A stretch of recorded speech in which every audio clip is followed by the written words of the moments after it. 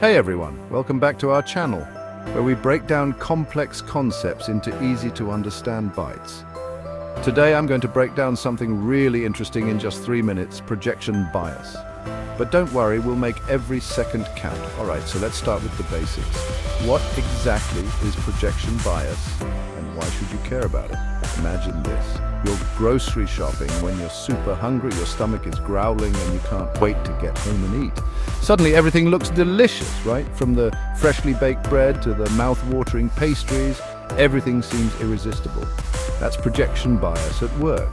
Your current state of hunger is making you believe that you'll want all this food later too. Projection bias is when we assume that our future preferences and tastes will be the same as our current ones.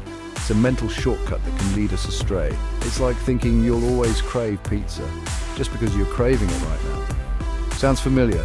We've all been there. Now, why does this happen? Why do our brains trick us this way? Well, our brains are pretty amazing, but they do have some quirks. One of those quirks is that we're not great at predicting how we'll feel in the future. One of those quirks is that we're not great at predicting how we'll feel in the future. We tend to overestimate the consistency of our current feelings, so we project our current feelings onto our future selves.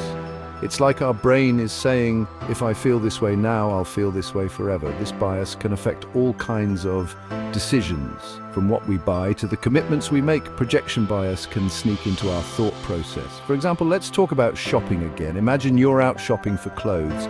If you buy a sweater in the middle of winter, you might think it's perfect because you're freezing. It feels like the best purchase ever. But come summer, that sweater might just gather dust in your closet. You might wonder why you even bought it in the first place. But it's not just about shopping. Think about long-term commitments. These can be even more influenced by projection bias, like signing up for a gym membership. You're super motivated in January, ready to tackle your New Year's resolutions. But by March, not so much. The initial excitement wears off and you find yourself skipping workouts. That's projection bias influencing your decision-making. You thought your future self would be just as motivated as your current self. So how can we avoid it? How can we make better decisions that our future selves will thank us for? Here's a tip. Try to step back and ask yourself, is this something I'll want or need in the future, regardless of how I feel right now? It's about being more mindful. It's about being more mindful and considering your future self's perspective. Think about what your future self would appreciate. Another trick is to gather more information. Look at past behaviors. Reflect on your previous decisions and learn from them. If you've bought things on impulse before and regretted it, use that knowledge to make better decisions. Learn from your past to improve your future. And there you have it. A quick dive into projection bias. I hope this helps you understand why we sometimes make decisions that don't serve us well in the long run. A quick dive into projection bias. Remember, recognizing this bias can help you make smarter choices in all areas of life. Remember, recognizing this bias can help you make smarter choices in all areas of life. It's all about being aware and taking a moment to think.